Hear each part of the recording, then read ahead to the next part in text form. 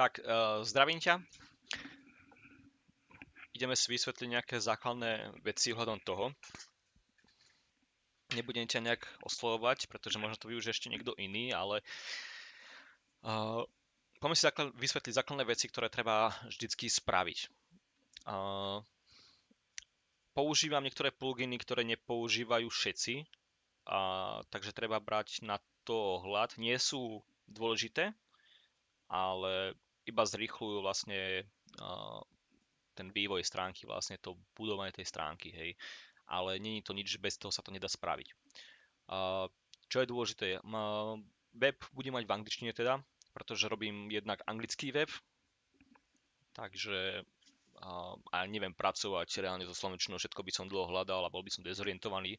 A ako som povedal, je lepšie naučiť sa robiť všetko v angličtine, čo sa týka takýchto webov a podobných vecí, pretože je jednoduchšie aj si dohľadať informácie, pokiaľ niečo hľadáš po anglicky ako po slovensky.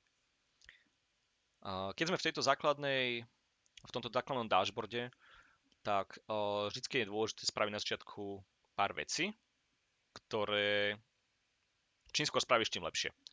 Lebo potom ti môžu robiť chyby, ktoré nechceš riešiť. Na začiatku je dôležité spraviť permalinky. Ideš do nastavení, reading, to je čítanie, a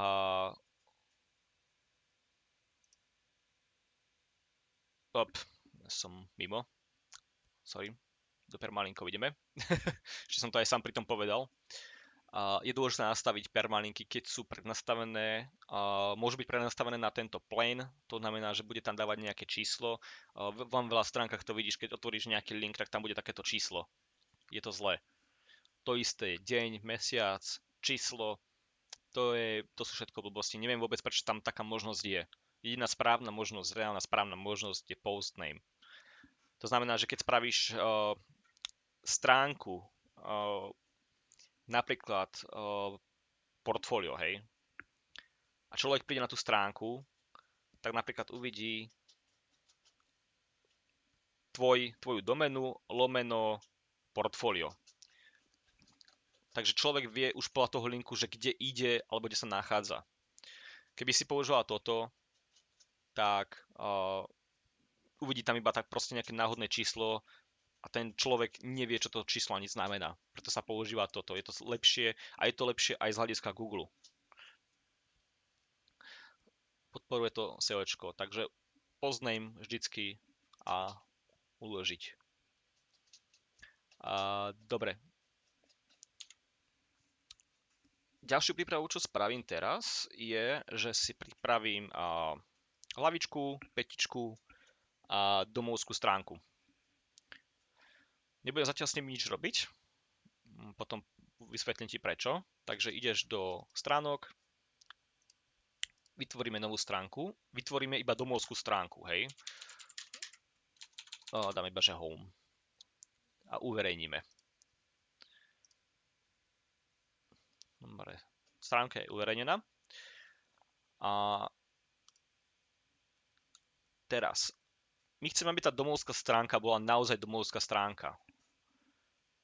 Takže ideme do nastavení, teraz ideme do toho readingu, do toho čítania a nastavíme si, že tvoja domovská stránka zobrazuje a čo? Bude to najnovší post, to znamená najnovší článok, to sa používa pri blogoch, ale aj tiež tam by som to robil inak, k tomu sa možno dostaneme raz, alebo statická stránka, hej. Čiže vyberáme statickú stránku a vybereme tú stránku, ktorú sme pripravili home, hej, ktorá je zatiaľ prázdna, len nech už je to na tej domácej obrazovke, hej. Čiže ukladáme. Dobre, ideme do templateov, to sú šablóny. V tých šablónach máš toho viacej. Keď dáme novú, tak ty tu máš rôzne sekcie vlastne tých šablón. Vysvetlím iba tie, ktoré na začiatok potrebuješ. Sú header, footer. To sú reálne tie dve, ktoré ťa budú teraz zaujímať. Header je hlavička. Hlavička je vrch webu, úplne tá prvá vec na webe, čo vidíš. Spravidla to býva nejaké menu, kde je logo, menu, hej, a podobné veci. To je hlavička. Petička je na spodku webu úplne, kde máš vlastne nejaké informácie, adresu, kontakt, opäť nejaké menu a podobné veci, zase nejaké logo a podobné. Vždycky na spodku webu je to. Potom v podstate ešte čo môžem tak spomenúť je pop-up. Pop-up je to, čo vyskakuje na teba, hej. Prídeš na nejakú stránku, chvíľku si tam a zrazu na teba vyskočí pop-up, že chceš dostávať najnovšie informácie? Zadaj sem svoj e-mail. Tak to je pop-up, hej, to čo vyskakuje. Zatiaľ pop-up nebudem riešiť. Ja si pripravím teda ten header. Takže vyberem header, pomenujem si ho, nech viem, čo to je. Je to header. A dám publish. Teraz opäť vytvorím si aj tú petičku, pripravíme. Hej, takže add new. Footer. Alebo opäť vyberem footer a publikujem. Teraz keď pôjdem do tých templateov, tak už budem vidieť, že obidve sú tam. Hej. Vidíme názov, footer a header a vidíme typ, kde to bude vlastne fungovať. Na footeri alebo na headeri. Dobre. Poďme začať s tým headerom pomaličky. Takže otvorím si header. Vždycky idem cez Edit with Bricks, pretože meníme, respektíve upravujeme veci všetky v Brickse. Takže si to otvorím. No. Čo je dôležité vždy spraviť na začiatku, predtým ako začneme robiť každý jeden web, čo ja považujem za veľmi dôležité, je nastavenie si breakpointov. Breakpoint je to, kde sa láme obraz. Prednastavené vlastne sú tieto hodnoty v Brickse, ktoré podľa mňa nie sú úplne optimálne. A vysvetlím prečo. Teraz reálne vidíme, napríklad ja vidím šírku 1287 pixelov. To je v podstate necelý 15-palcový monitor, hej. Vlastne nie, to je ešte menej. To je 14-palcový monitor, dá sa povedať, cca. Čiže to je malý monitor, hej, ktorý teraz ja reálne vidím ako keby na tej bielej ploche. Ďalší breakpoint, ktorý je Table Portrait. To je tablet na stojaka, ktorý má 991 pixelov a menej. Potom je Mobile Landscape, čo je mobil na ležato, pod 767 pixelov. A potom je Mobile Portrait, to je mobil na stojaka, čo je pod 478 pixelov. To sú základné 4, ktoré tu sú. Lenže problém je ten, že keď mám tento prvý breakpoint, tak ja neviem reálne, že ako to bude vyzerať na väčšom rozlíšení, lebo ja vidím iba toto. Preto čo spravím je vždycky, že idem do týchto breakpointov, tu ich všetky vidím, ako sú nastavené, a ja si pridám nový. Ja chcem vidieť veľký breakpoint, ja chcem vidieť, ako to bude vyzerať buď na 4K alebo aspoň 2K monitore, hej. Takže si pomenujem nový breakpoint, dáme si tam, že large screen a nastavím si šírku pixelov, ktorú budem mi zobrazovať vlastne na tej bielej ploche. Že koľko budem vlastne vidieť z tej stránky. Čiže ja chcem vidieť 2560. To je 2K monitor. A vytvorím to, hej. Ikonu som dal vlastne tú ako keby monitora, ktorá sedí. Dobre. Takže veľký by sme mali, to by sedelo. A teraz, čo je dôležité spraviť si, je tablet. Pri tabletoch je tiež ten problém. Napríklad tablet má 991 prednastavené tu, ale reálne tie tablety môžu byť až do 768 o 1 pixel viac ako ten mobil a stále to bude tablet. Ale bude menší, takže tie obrázky napríklad tam už sa môžu zmrštiť, text môže byť strašne veľký napríklad, keď to bude na malej obrazovke, už to bude vyzerať zle. A všetko sa môže poposúvať, čiže není to úplne ideálne. Preto ja si urobím ešte jeden tablet. Takže ho nazveme tablet a dáme si tablet small. Nastavíme si šírku pixelov a ja chcem, ako hovorím, o jedno viac, aby to bolo ako Mobile Landscape. Takže si nastavím 768 pixelov. A vyberiem si teda ikonu, ktorá mi sedí a a sedí mi táto ikona tabletu. To by sme mali. A ešte posledný, čo mi chýba, je malý mobil. Rovnako ako ten tablet, tak je tu prednastavený mobil portrait na 478 pixelov. 478 pixelov sú lopaty, ako mám ja, ale napríklad, keď má niekto, ja neviem, aj stále z nových mobilov, napríklad iPhone SE, tak ten mám možno, neviem, 410, hej. A opäť, keď to budeš robiť na 478, tak si povieš, že OK, vyzerá to super, aj na mojom mobile to môže vyzerať super. A teraz to niekto otvorí na mobile, ktorý je o niečo uši a zrazu sa mu to poposúva, obrázok je menší, texty sú veľké a vyzerá to opäť zle. Hej. Takže treba si ešte pridať posledný tento breakpoint, nazvime ho, že mobile small. A áno, ja všetko robím v angličtine, proste čo sa dá, hej, čo viem, alebo tak proste dávam v angličtine, je to už taký zvyk. Takže opäť dáme si ho na minimálnu hodnotu, hej. Myslím, že neexistuje žiadny mobil, ktorý je pod 320 pixelov, ktorý by dokázal zobrať stránku. Ale myslím, že celkovo nie je žiadny pod 320, ani tie staré tehly, čo boli s tlačítkami, tak. No dobre, takže dáme 320. No. Dôležité je stále mať base breakpoint na tejto verzii, ktorá tu bola prednastavená. Dá sa to robiť aj na mobile, niektorí robia napríklad podľa mobilu, že najprv robia mobilnú verziu a od toho odvodia počítač. Ja si ale myslím, že to je strašne komplikované a problematické a hlavne pre začiatočníka. Takže ja osobne nevidím v tom nejaký dôvod to robiť tak. Takže nechávame tento breakpoint, to je base breakpoint a môžeme to zavrieť. A teraz vlastne vidíme všetky tieto breakpointy tu, presne ako sme ich nastavili. No. Máme breakpointy.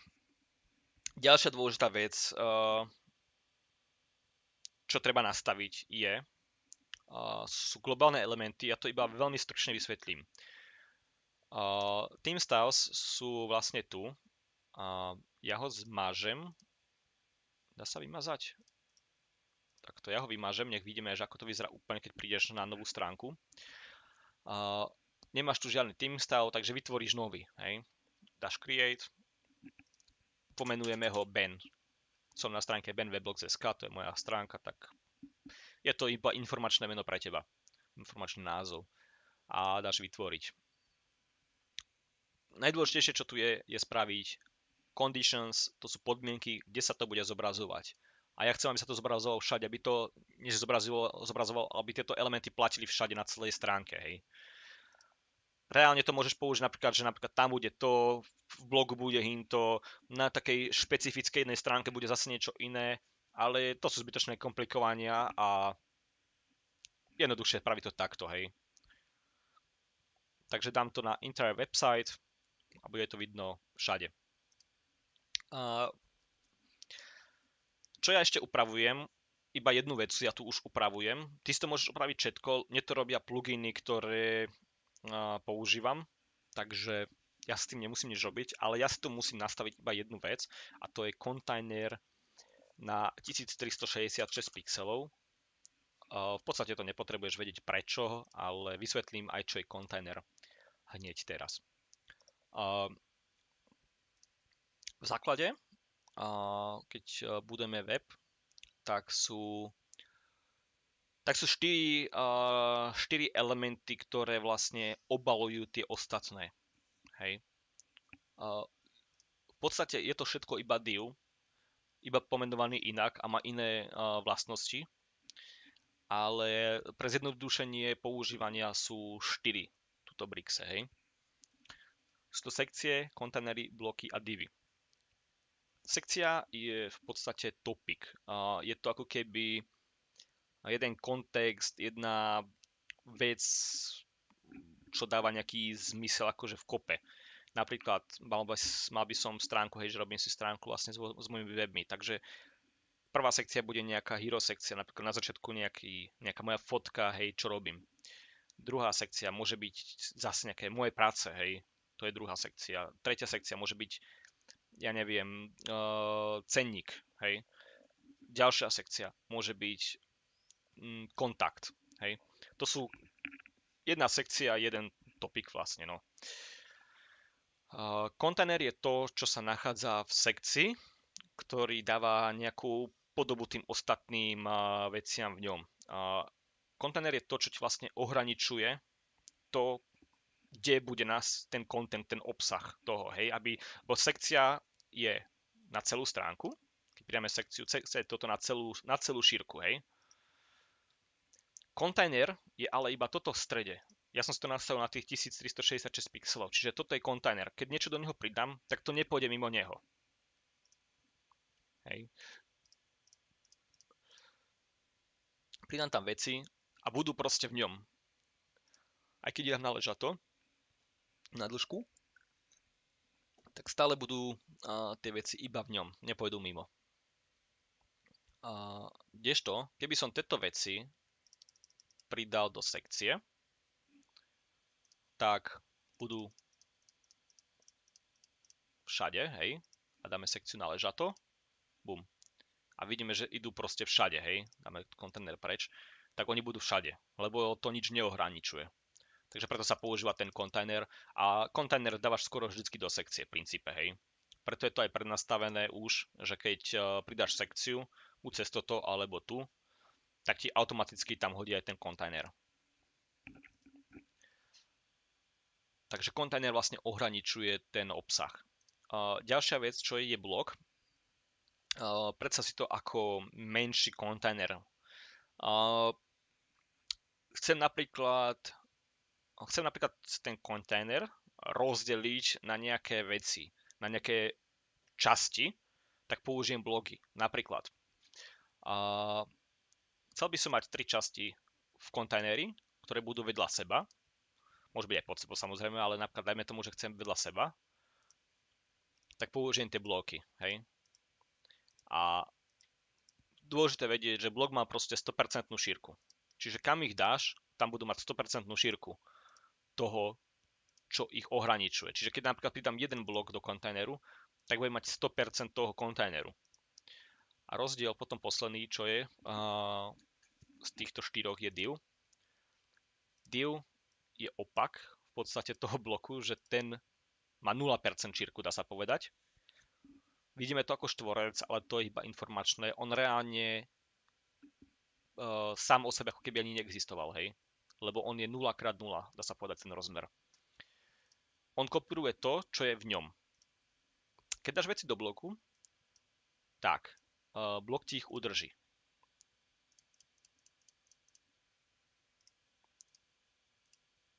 Blok ti ich udrží, aby to nešlo ďalej.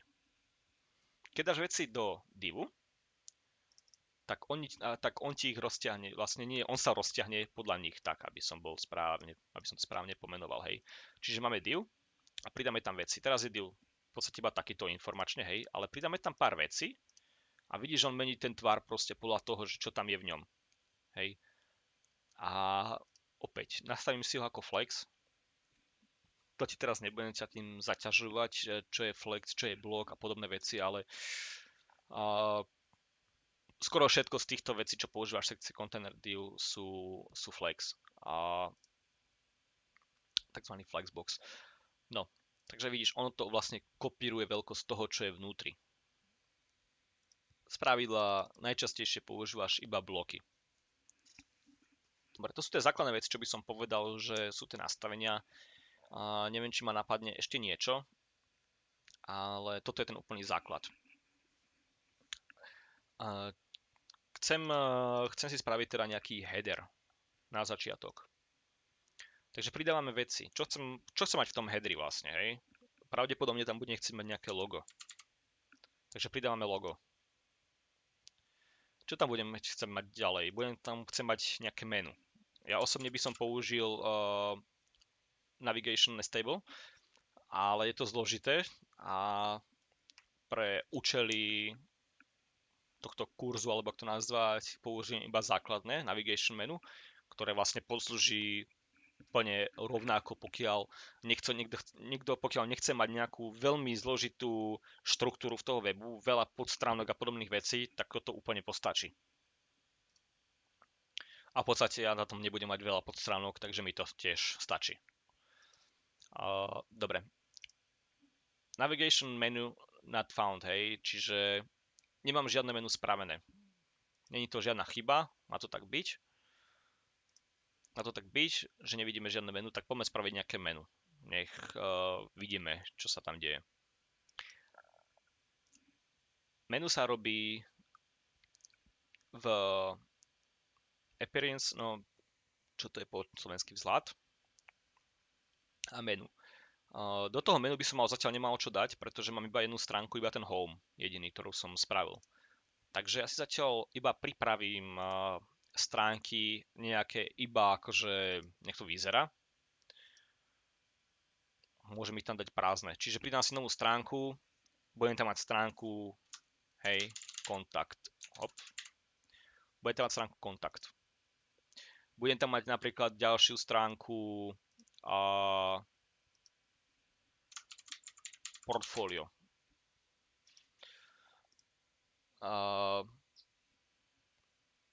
Budem tam mať napríklad stránku, čo ešte môžeme tam dať? Home, portfólio, kontakt. Necháme iba toto. Nepotrebujeme zatiaľ viac. Necháme 3, to je jedno. Dobre, máme 3 spravené stránky. Poďme z nich spraviť menu. Takže ideme do toho vzhľadu, do toho menu. Pomenujeme si menu, čiže dáme si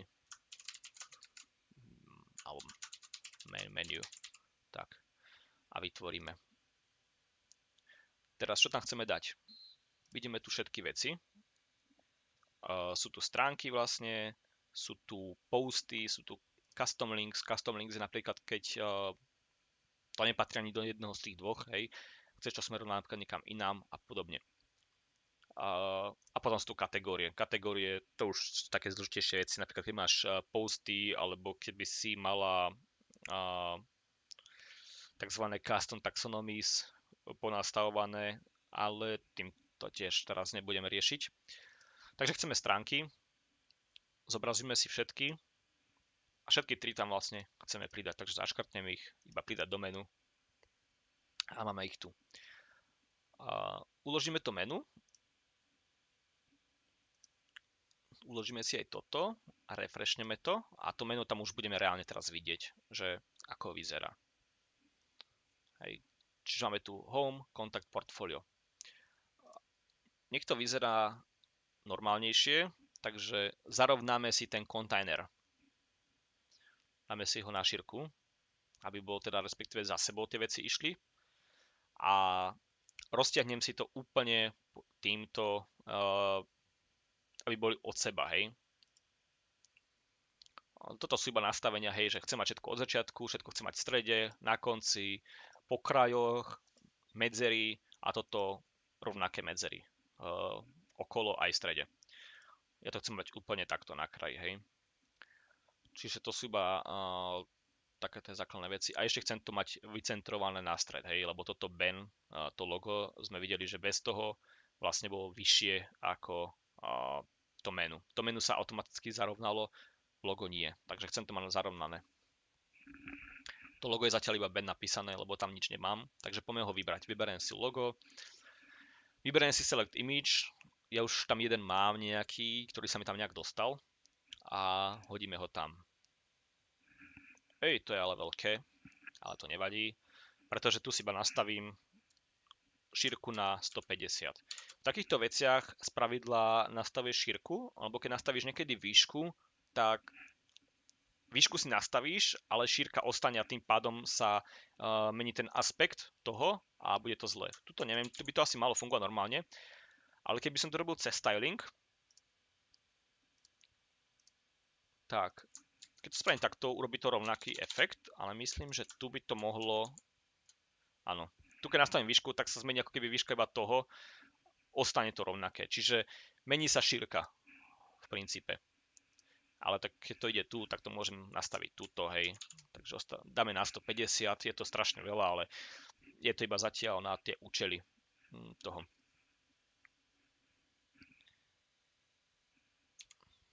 Dobre. Takže už to nejakú chytá podobu. Ešte by som rýchlo vysvetlil tieto tlačidlá, čo sú hore. Toto, môžeš si to nastaviť, čo to bude robiť. Ja to mám nastavené automaticky, že ma to dáva na dashboard, keď kliknem, hej. Dashboard je to vlastne domovská stránka toho WordPressu. Takže si to môžeš nastaviť ako chceš, ale je to najlepšie takto. States to sú pseudoklasy, ale ak by som to vysvetlil jednoduchšie, napríklad hover a focus, hej. Čiže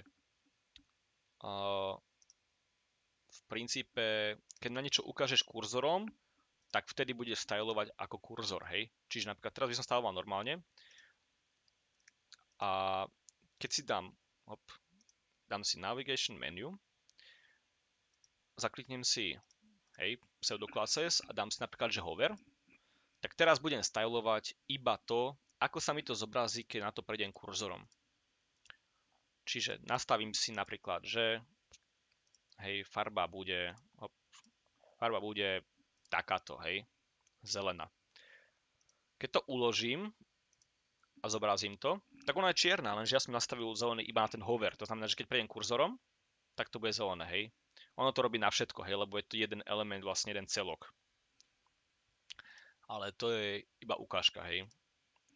Takže to je napríklad hover, keď ukážeš kurzorom. Potom je tu focus. Focus je, keď si na nejakej stránke na niečo klikneš, hej, tak vtedy sa to dá do fokusu. Alebo keď pretabuješ na niečo, tak to je vo fokuse. A aktív je, keď napríklad by som mal, hej, takto stránky napríklad a na nejakú kliknem, tak ona je vtedy aktív, lebo som na nej. Ďalšia vec, potom je tu nejaká pomoc, Brix Academy, nejaké návody a krátke info, všetko v angličtine, ale asi dobre si ho prečítať. Ja keď som začal s Brixom, tak tu nebolo skoro nič a teraz je toho celkom dosť. Tuto si môžeš cesto prechádzovať medzi stránkami, postami, keď sa chceš dostať v builderi priamo na nejakú inú stránku. Ja to nepoužívam vôbec, ja chodím iným spôsobom. Je to takže toto rýchlejšie, ale ja som si už zvykol na iný spôsob. Tuto máš históriu vecí, ktoré sa menili, hej, čiže ja som to hrajkal s tým logom, takže môžeme vidieť všetky tie zmeny, čo som robil a môžeme sa k tomu vrátiť. Keďže ale nechcem, tak sa vrátim sem, alebo vlastne vrátim sa sem, hej, keď som nedal tú ten zelený hover, hej. Takže to nechám zatiaľ tak. No. A dobre, toto sú histórie. Revízie sú vlastne to, že ako sa to menilo pred týmto uložením. Hej.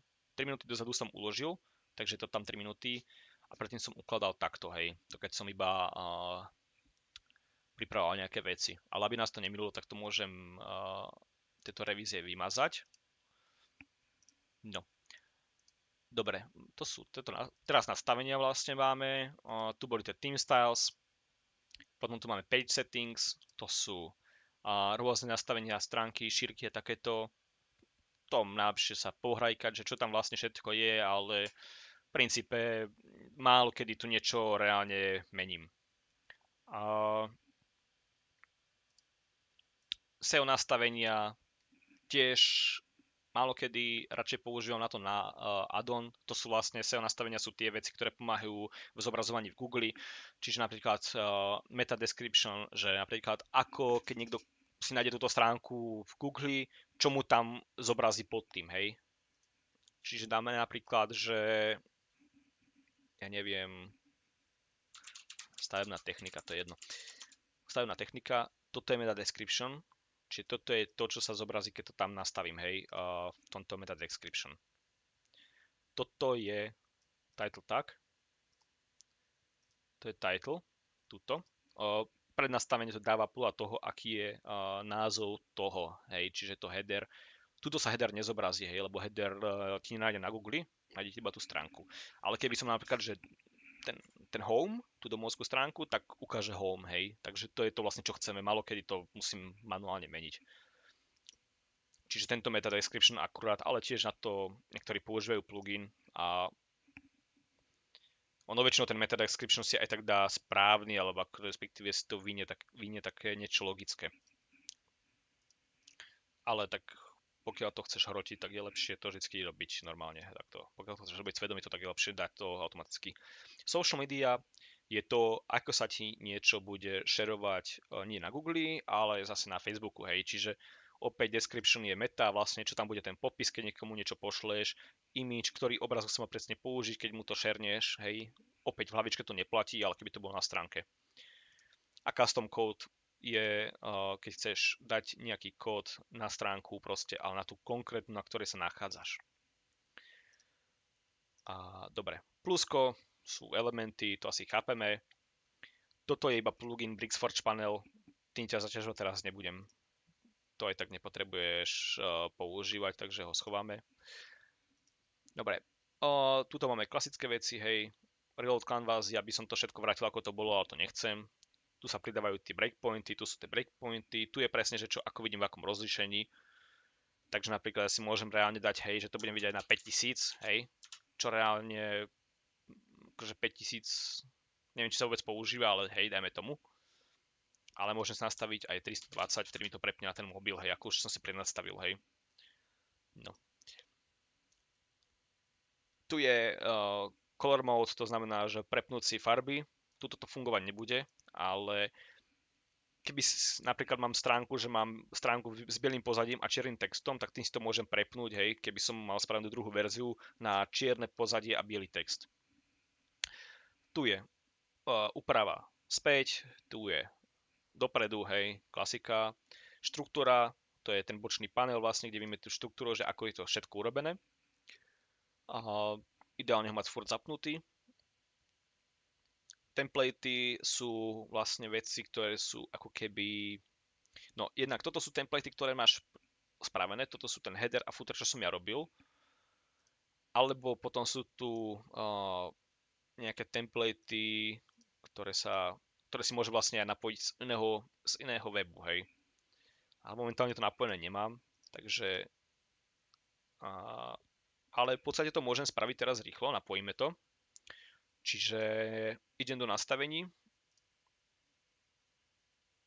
do templateov a nepridám si, musím si aktualizovať, musím si aktualizovať Brix na vyššiu verziu, lebo tam to ešte nebolo. V témach je vždy dobre mať iba tému, ktorú používaš, hej. Brix a Child Theme. Child Theme je niečo, že keby tam niečo chceš meniť, tak aby ti to zostalo po aktualizácii, preto sa používa Child Theme, ale v podstate ty tam zatiaľ také veci asi nebudeš robiť, ale neuškodí to, hej. Čiže nainštalovať najprv Brix a potom Child Theme, hej, a Child Theme aktivovať, lebo ona je prepojená. Dobre, aktualizoval som ten Brix, takže už teraz v nastaveniach, v templatech budem mať možnosť pridať ďalší zdroj. Hej.